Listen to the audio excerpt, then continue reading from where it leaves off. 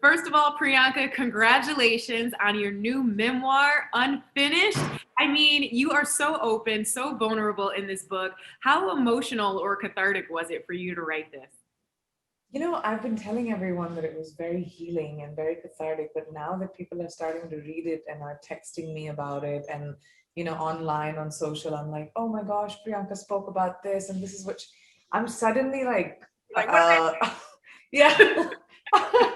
I take it all Now it back. I just don't got talk about real. I don't want to talk to anybody about it anymore now. it. So you're feeling pretty vulnerable right now. That's a good thing. I didn't I don't know why I didn't realize that when I was reading the book 500 times, but now that everyone else is reading it, it feels like, um, I chose to really rip off that curtain, didn't I? Yeah, you did, but it's so beautifully done, and it's that Um, type of vulnerability that allows other people to get comfortable with the things about themselves or ourselves that maybe otherwise we wouldn't talk about. So I love that you were that open. Thank you so much. It wasn't, it's not the easiest thing to do, especially when you've trained yourself your whole life to try and be absolutely the opposite, which is private and not really, discuss so much of your life and wear like a exterior of steel. Suddenly to do the other thing was, to be vulnerable. It took a little while. It was almost 2 years of not being able to write at all. Oh, really? You had writer's block. Well, I don't even know if it was a block. I don't think I could get started. Okay. It Well, was, you are extremely booked and busy, so you had a lot of sets that you needed to be on. So it's understandable. It took but some I time. predominantly wrote it when I was home, for Okay. those 6 months during quarantine, and that gave me the time instead of being on a plane and trying to figure it out. At that time, I was home. I felt rooted. I felt secure, comfortable, um, and it was very healing, honestly.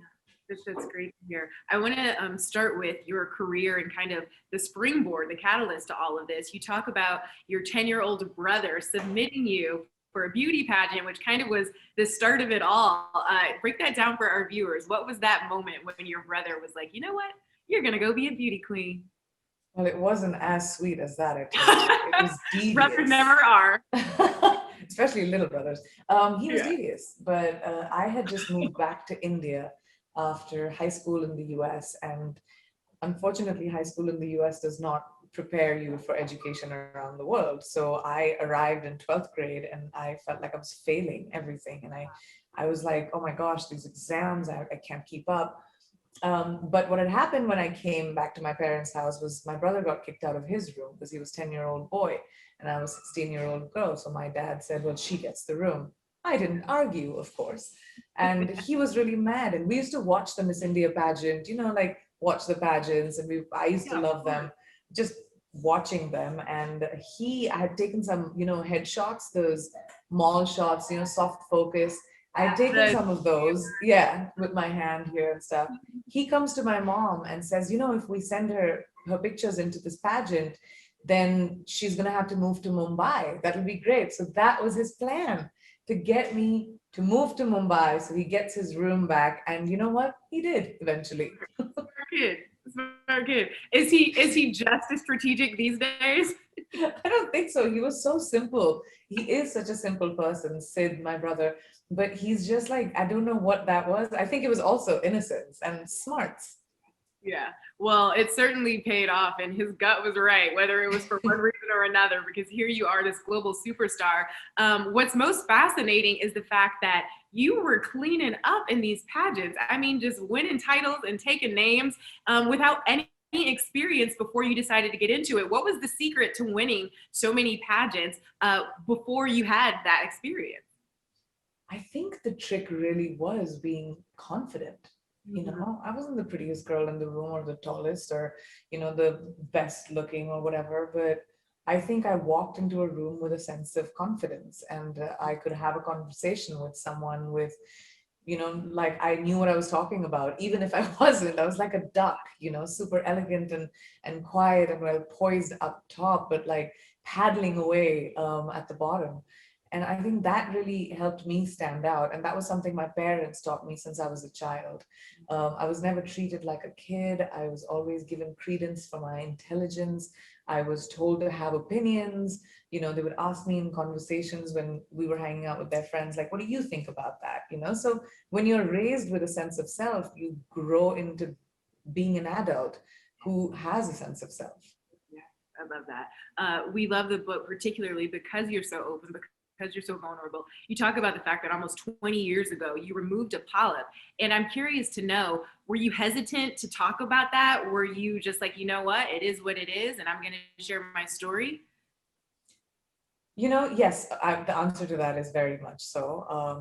It's still something that, I'm not very comfortable talking about because it takes me back into a time where I felt very vulnerable. And which is why I talked about it in the book and left it at that. Oh, yeah, of course, of course, of course. Also, there's a director. You have a story where you talk about a director essentially telling you to change your body, which is absolutely ridiculous. And particularly in the last few years, we've had these conversations in Hollywood about this sort of behavior and about the things that women go through in this industry.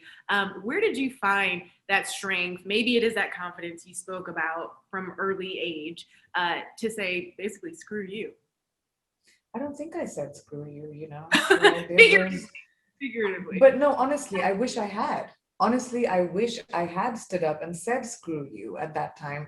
But this is 20 years ago, and it was so normalized that, women have to look a certain way. And if you only fit into the mold, if you're, super young, even though the actors are super old, they still want to work with the 20-year-olds or whatever, like all of that pressure and even the pressures of beauty were so normalized that at that time I didn't have the courage to even know that that was something that made me feel devalued. And it only took many years of experience and being able to stand on my own feet to be able to look back and say, I wish you had said screw you, but I Mhm. walked out of that office, my hands shaking and feeling like I don't even know if I should be giving this a shot. Yeah, yeah. It's beautiful to see where you've come then. And I think it's that exact transparency and vulnerability and being like, I wish I'd said that and I didn't, to see that woman and where you are now. I think so many women particularly will find inspiration in that. So it's great that you shared it. It's really Thank you so beautiful. much, dude. It means a lot. Of course. I got to ask about Nick. We talked to him just yesterday. Okay. So I got to get a He direct said quote. that to me yesterday. He was like, I think we're doing a lot of the same press right now. Yeah, yeah. You guys might be doing the same press tour because he said, we asked him about the proposal and he told us that you waited 45 seconds to respond. And then he says it was tough. And he eventually had to say, I'm just going to put this on your finger and then you tell me after if it's a no, but I'm tired of waiting. Can you confirm what were you thinking in those 45 seconds? He claims it's 45 seconds, by the way. My life flashed in front of me. I wasn't expecting this at all. This was 2 months from our first date. Yeah. I mean, I knew we were gonna go in that direction. It just took me by surprise completely. He claims, like I said, it was 45 seconds. I don't think it was that long. Okay.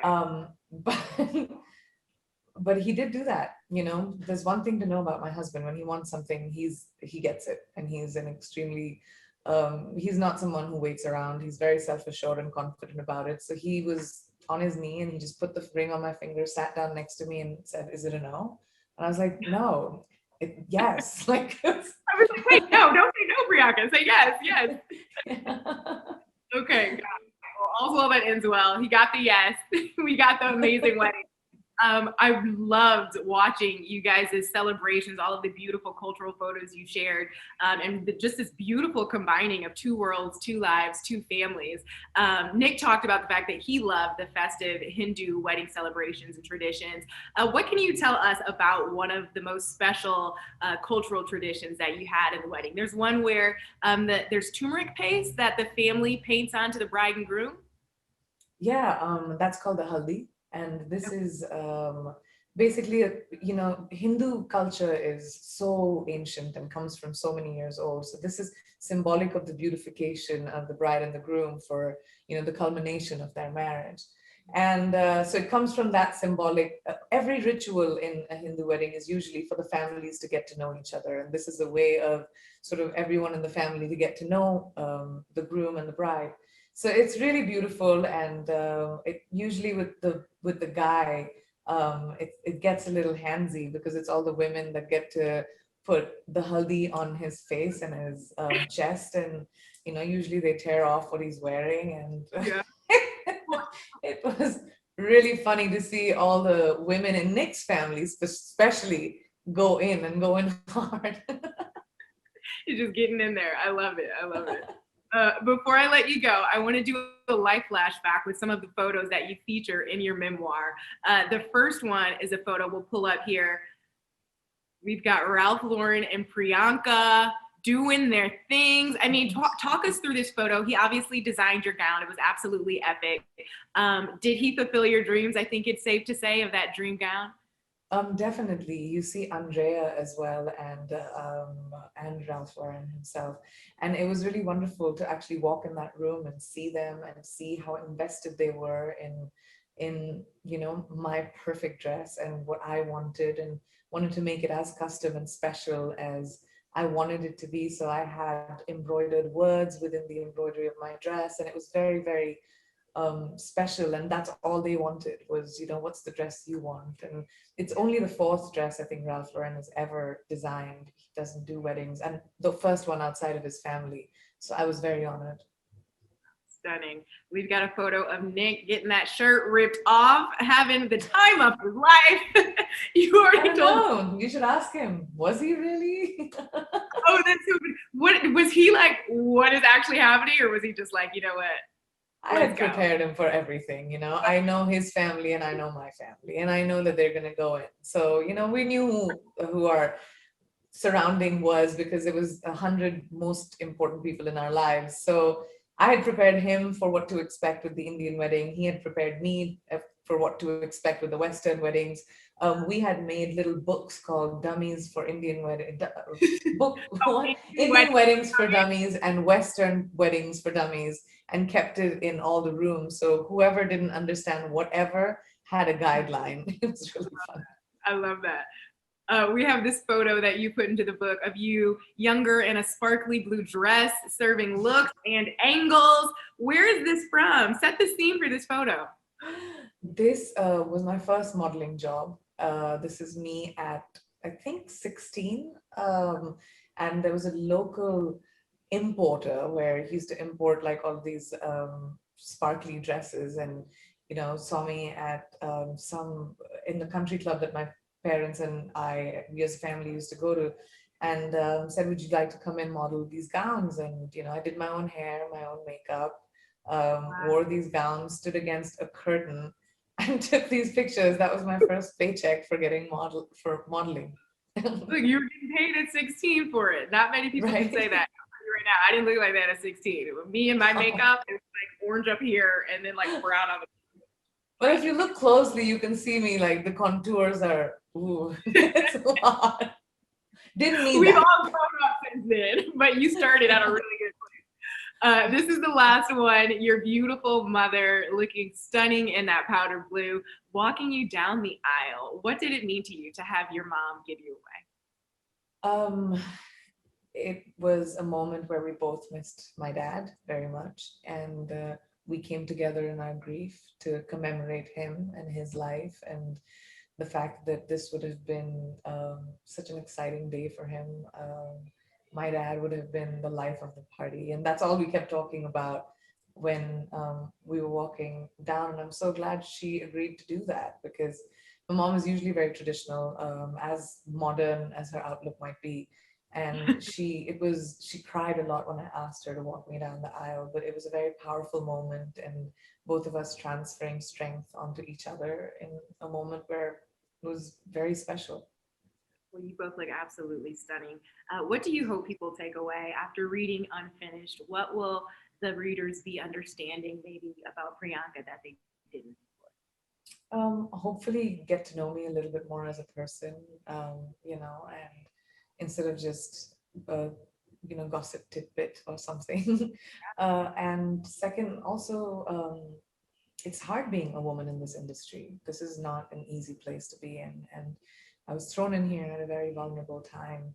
And all I did was try to keep my head above water. And when I look back now, 20 years later, it seems like I came a long way and I built that career on my back. And I feel proud of it because I had no idea what this was all about. And if I can do that, anyone can do that. Hard work will lead you to your dreams. Even though this wasn't my dream, but hard work will lead you to This wherever is you my want to be. brother's dream, so that This he. was my brother's dream so he could get his room back. I love it. Well, you are absolutely a self-made woman, and I respect that so much. Cheering you on always, and congratulations on the new memoir. Thank you so much, Zuri. Thank you.